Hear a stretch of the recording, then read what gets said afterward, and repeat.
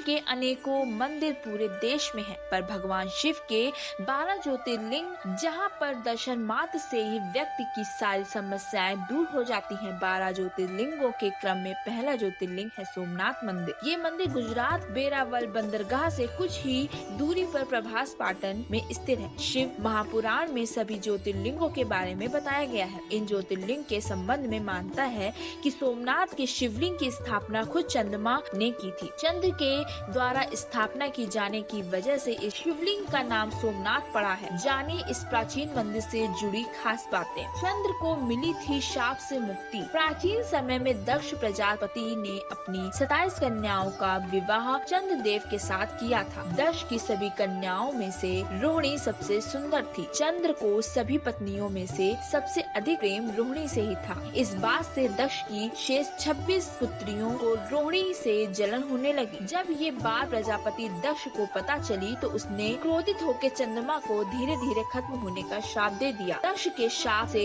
चंद्रदेव धीरे धीरे खत्म होने लगे। इस श्राप से मुक्ति के लिए ब्रह्मा जी ने चंद्र को प्रभास क्षेत्र यानी सोमनाथ में शिव जी की प्रसन्नता के लिए तपस्या करने को कहा। चंद्र ने सोमनाथ में शिवलिंग की स्थापना करके उनकी तपस्या शुरू कर दी। चंद्रमा के कठोर तप से प्रसन्न होकर शिव जी वहाँ पर प्रकट हो गए और चंद्र को शाप से मुक्त करके अमृतत्व प्रदान किया। इस वजह से चंद्रमा की कृष्ण पक्ष में एक एक कला क्षीण होती है, लेकिन शुक्ल पक्ष को एक एक कला बढ़ती है और पूर्णिमा को पूर्ण रूप प्राप्त होता है। शाप से मुक्ति मिलने के बाद चंद्रदेव ने भगवान शिव को माता पार्वती के साथ यही रहने की प्रार्थना की। तब से भगवान शिव प्रभास क्षेत्र यानी सोमनाथ में ज्योतिर्लिंग के रूप में वास करते हैं। ऐसा है मंदिर का स्वरूप। सोमनाथ मंदिर की ऊंचाई लगभग 155 फीट है। मंदिर के चारों ओर विशाल आंगन है। मंदिर का प्रवेश द्वार कलात्मक है। मंदिर 3 भागों में विभाजित है। जगमोहन और गर्भगृह, नाट मंडप। मंदिर के बाहर